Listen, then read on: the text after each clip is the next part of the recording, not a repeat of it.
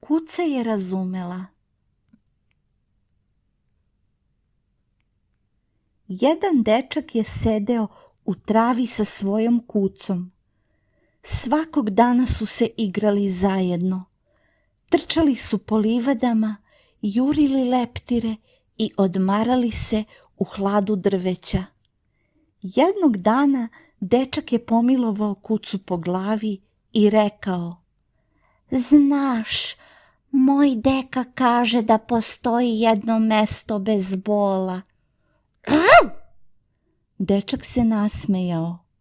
Da, i ja mislim da bi ti voleo to mesto. Tamo niko ne plače, niko se ne boji, niko se ne rastaje od onih koje voli.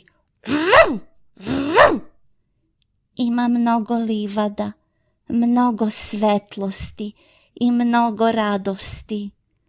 A moj deka kaže da je to najlepše mesto koje postoji. Kuca je mahnula repom i radosno zalajala.